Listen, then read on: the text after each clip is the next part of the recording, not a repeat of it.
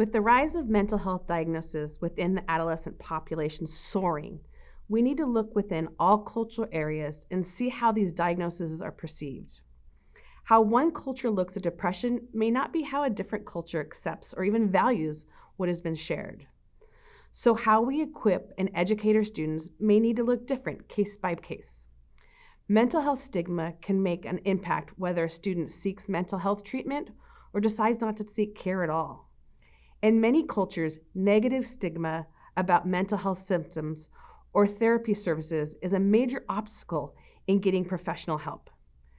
Research shows that many people in racial and ethnic minority groups in the U.S. are less likely than white people to seek outpatient therapy services. Many ethnic minority groups are more comfortable going to their primary care physician or family member for assistance with mental health symptoms as opposed to speaking with a mental health provider. We all want to be accepted by our community, and sometimes fear of shame or embarrassment prevents people from seeking mental health treatment. Here are some tips that can help our students and families feel more comfortable with identifying, discussing, managing, and assessing services for mental health. 1. Seek reliable information. A first step that we can take to end mental health stigma is to seek out reliable and accurate information about mental health disorders, treatment options, and resources in our community. When speaking to students about mental health, use resources that are age-appropriate and engaging. A young student may find books helpful, while an older student may prefer to get information online. Look over resources with your students to help them find reputable sources of information and provide popular social media platforms as your only source of information. 2. Use appropriate language. Reputable resources can help you understand how to talk to your students about mental health issues, as well as how to dispel mental health myths they might have heard about conditions and treatments. Using correct language can reduce any shame or guilt your student may have about mental health and can create a space that makes it easier for your students to speak openly about their own struggles and seek help. 3. Celebrities normalize mental health conditions. Because so many people live with and manage symptoms related to a mental health condition, it isn't hard to find a celebrity or well-known public figure your student admires who may have the same mental health condition. We can use celebrities or public figure examples to help normalize mental health conditions and access to mental health treatment. Our students will be more open to discussing their mental health conditions and to trying out mental health services if they know that their favorite singer, actor, or athlete also lives with a mental health condition. 4. Help your student learn how to explain their mental health condition to their support system and community. Once we have accurate information about our students' mental health condition and treatment plan, it could help to share this information. If we share information about mental health with our family, school, or church, as well as other members of their support system, they can each better understand that student's mental health and how they manage symptoms.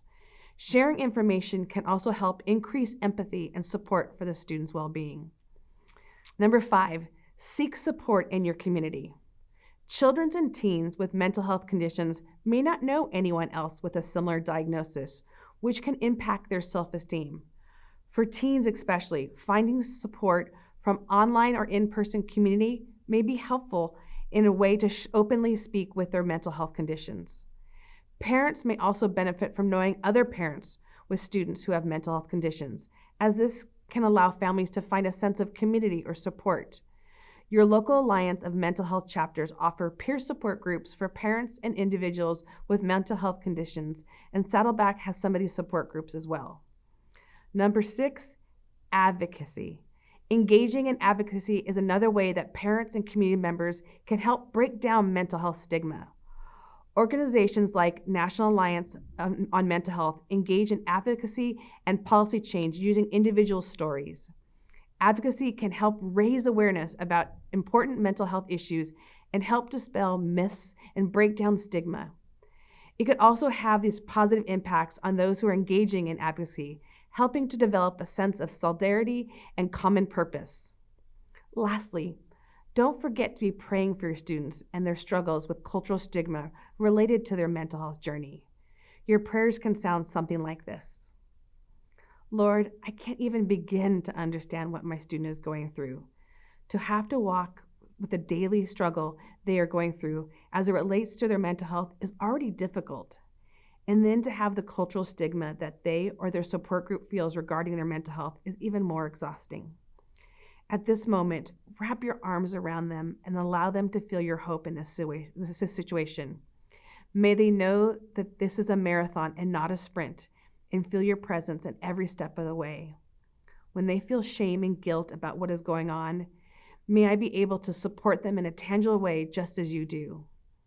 Thank you that you have brought them into my life and allow empathy to be felt in a real way that allows them to be open and vulnerable with me about their daily walk with their mental health. In your name, amen.